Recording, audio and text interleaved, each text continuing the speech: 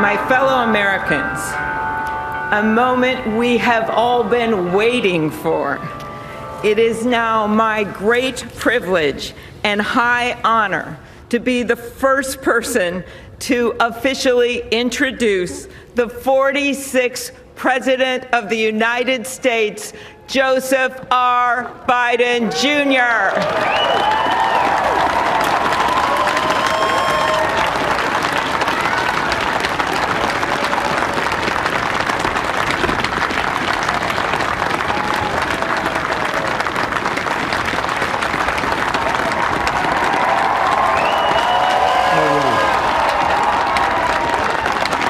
Chief Justice Roberts, Vice President Harris,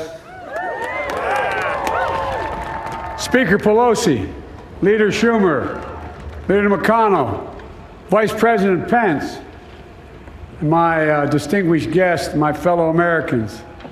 This is America's day. This is democracy's day, a day of history and hope, of renewal and resolve. Through a crucible for the ages, America has been tested anew, and America has risen to the challenge. Today, we celebrate the triumph not of a candidate, but of a cause, the cause of democracy. The people, the will of the people has been heard, and the will of the people has been heeded. We've learned again that democracy is precious. Democracy is fragile. And at this hour, my friends, democracy has prevailed. So now, on this hallowed ground where just a few days ago, violence sought to shake the Capitol's very foundation, we come together as one nation, under God, indivisible, to carry out the peaceful transfer of power as we have for more than 2 centuries. As we look ahead in our uniquely American way, restless, bold, optimistic, and set our sights on the nation we know we can be and we must be. I thank my predecessors of both parties for their presence here today. I thank them from the bottom of my heart. And I know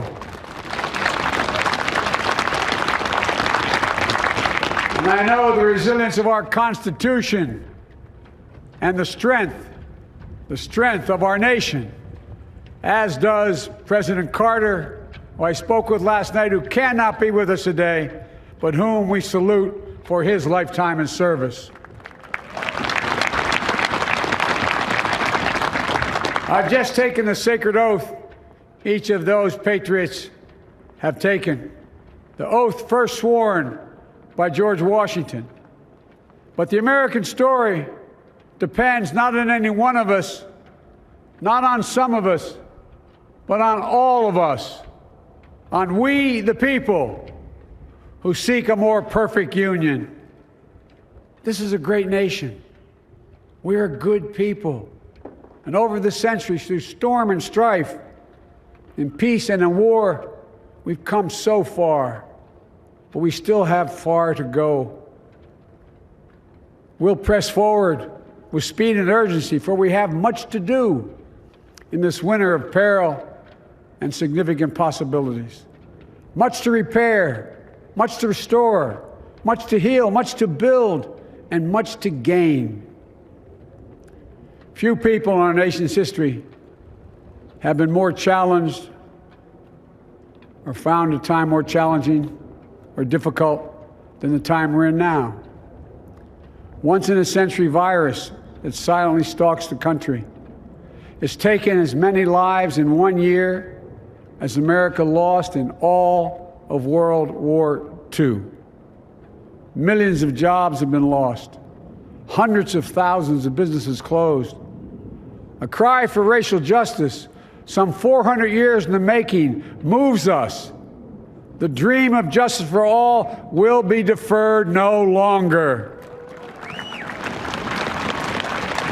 A cry for survival comes from the planet itself, a cry that can't be any more desperate or any more clear. And now, a rise of political extremism, white supremacy, domestic terrorism that we must confront and we will defeat. To overcome these challenges, to restore the soul and secure the future of America, requires so much more than words. It requires the most elusive of all things in a democracy: unity. Unity. In another January, on New Year's Day in 1863, Abraham Lincoln signed the Emancipation Proclamation. When he put pen to paper, the president said, and I quote, "If my name ever goes down into history, it'll be for this act, and my whole soul is in it." My whole soul is in it. Today, on this January day, my whole soul is in this, bringing America together, uniting our people, uniting our nation. And I ask every American to join me in this cause.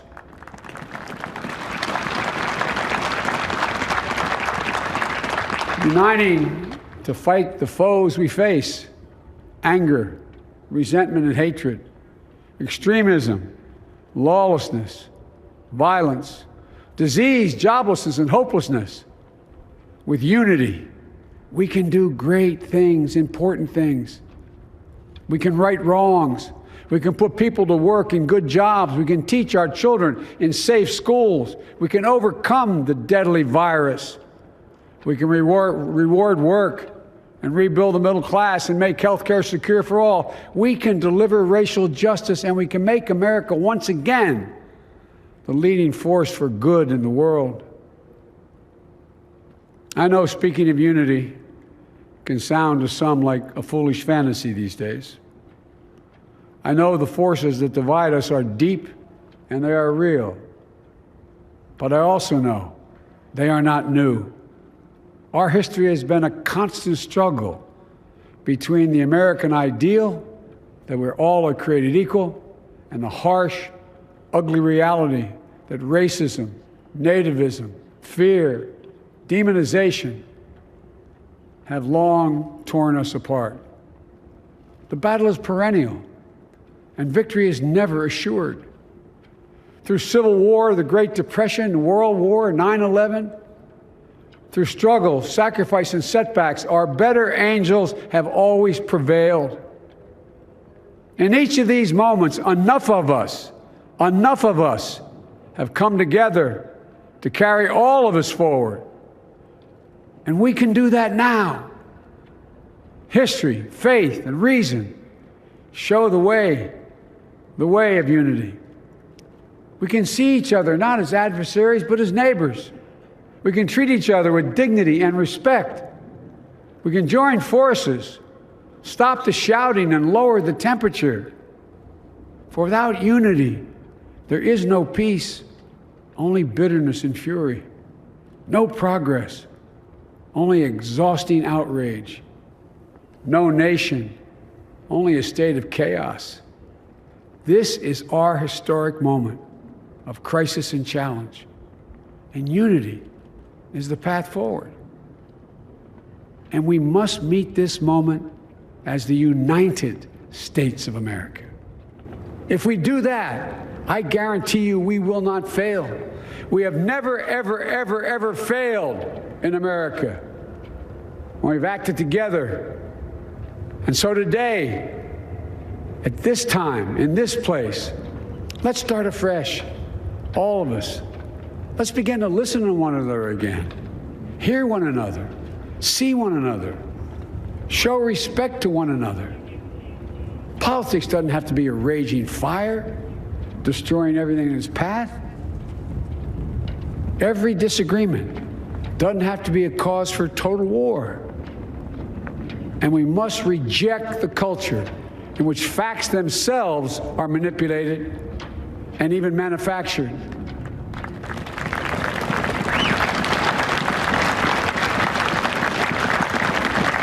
My fellow Americans, we have to be different than this.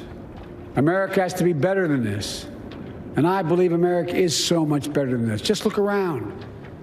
Here we stand in the shadow of the Capitol Dome, as was mentioned earlier, completed amid the Civil War, when the Union itself was literally hanging in the balance. Yet we endured. We prevailed. Here we stand, looking out on the great mall where Dr. King spoke of his dream. Here we stand where 108 years ago, at another inaugural, thousands of protesters tried to block brave women marching for the right to vote. And today, we mark the swearing in of the first woman in American history elected to national office, Vice President Kamala Harris. Don't tell me things can't change. Here we stand across the Potomac from Arlington Cemetery, where heroes who gave the last full measure of devotion rest in eternal peace. And here we stand, just days after a riotous mob thought they could use violence to silence the will of the people, to stop the work of our democracy, to drive us from this sacred ground. It did not happen. It will never happen. Not today, not tomorrow, not ever. Not ever.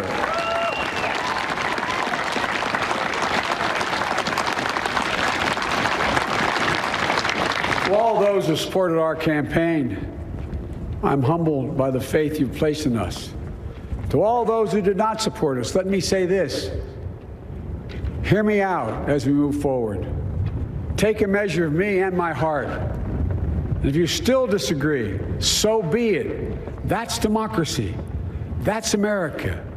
The right to dissent peaceably within the guardrails of our republic is perhaps this nation's greatest strength. Yet hear me clearly. Disagreement must not lead to disunion. And I pledge this to you. I will be a president for all Americans. All Americans. And I promise you, I will fight as hard for those who did not support me as for those who did.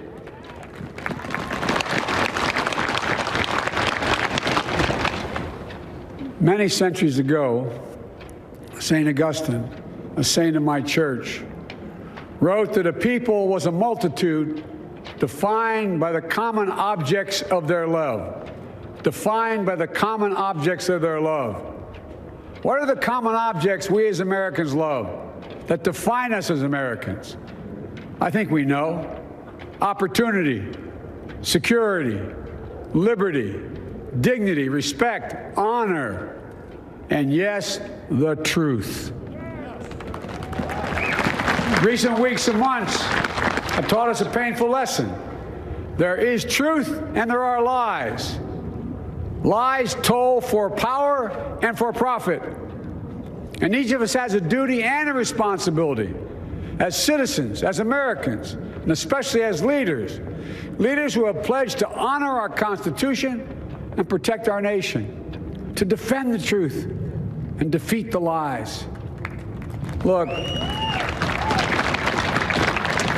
I understand that many of my fellow Americans view the future with fear and trepidation. I understand they worry about their jobs. I understand, like my dad, they lay in bed wondering, can I keep my health care? Can I pay my mortgage? Thinking about their families, about what comes next. I promise you, I get it. But the answer is not to turn inward, to retreat into competing factions, distrusting those who don't look like you, or worship the way you do, or don't get their news from the same sources you do. We must end this uncivil war that pits red against blue, rural versus urban, conservative versus liberal.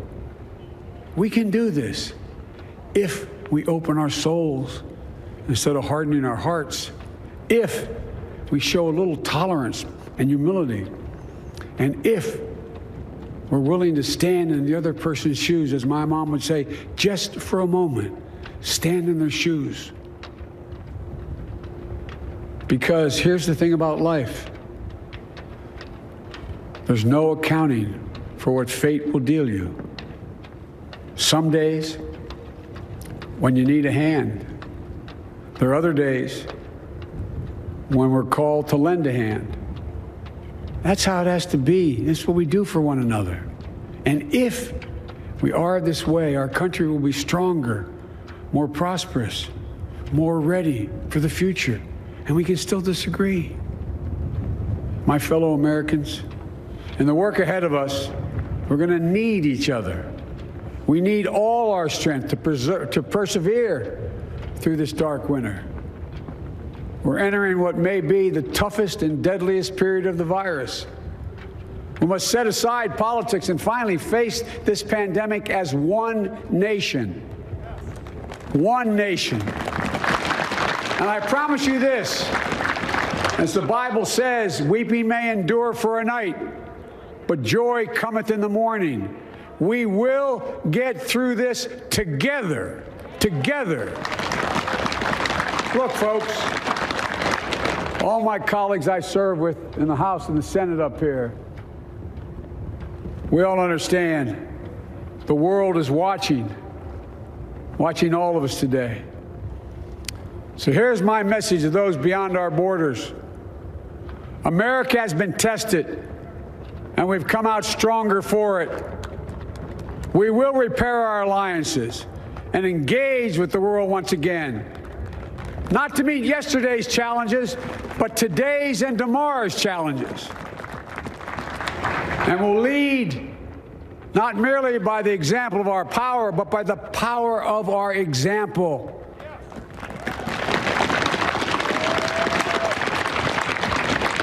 We'll be a strong and trusted partner for peace, progress, and security. Look, you all know we've been through so much in this nation. And my first act as president, I'd like to ask you to join me in a moment of silent prayer.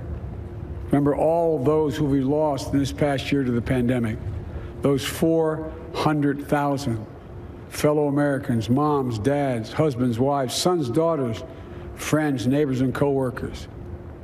We'll honor them by becoming the people and the nation we know we can and should be. So I ask you, let's say a silent prayer for those who've lost their lives and those left behind, and for our country.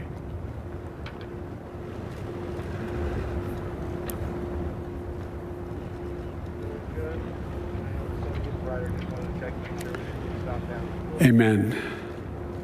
Folks, this is a time of testing. We face an attack on our democracy and on truth, a raging virus, growing inequity, the sting of systemic racism, a climate in crisis, America's role in the world. Any one of these would be enough to challenge us in profound ways. But the fact is, we face them all at once, presenting this nation with one of the gravest responsibilities we've had. Now we're going to be tested. Are we going to step up, all of us? It's time for boldness, for there's so much to do. And this is certain. I promise you, we will be judged, you and I, by how we resolve these cascading crises of our era. We will rise to the occasion is the question. Will we master this rare and difficult hour? Will we meet our obligations and pass along a new and better world to our children? I believe we must. I'm sure you do as well. I believe we will. And when we do, we'll write the next great chapter in the history of the United States of America, the American story. A story that might sound something like a song that means a lot to me. It's called American Anthem. And there's one verse that stands out, at least for me, and it goes like this. The work and prayers of century have brought us to this day. What shall be our legacy? What will our children say? Let me know in my heart when my days are through. America, America, I gave my best to you. Let's us add our own work and prayers to the unfolding story of our great nation. If we do this, then when our days are through, our children and our children's children will say of us, they gave their best, they did their duty, they healed a broken land. My fellow Americans, I close the day where I began, with the sacred oath. Before God and all of you, I give you my word. I will always level with you. I will defend the Constitution. I'll defend our democracy. I'll defend America.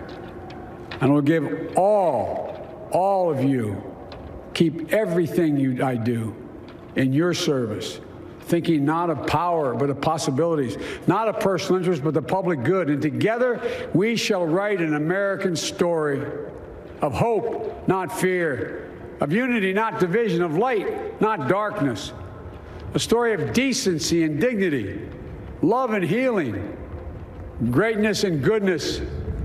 May this be the story that guides us, the story that inspires us, and the story that tells ages yet to come that we answered the call of history. We met the moment. Democracy and hope, truth and justice did not die on our watch but thrived. That America secured liberty at home and stood once again as a beacon to the world. That is what we owe our forebears, one another, and generation to follow. So, with purpose and resolve, we turn to those tasks of our time, sustained by faith, driven by conviction, and devoted to one another and the country we love with all our hearts. May God bless America, and may God protect our troops. Thank you, America.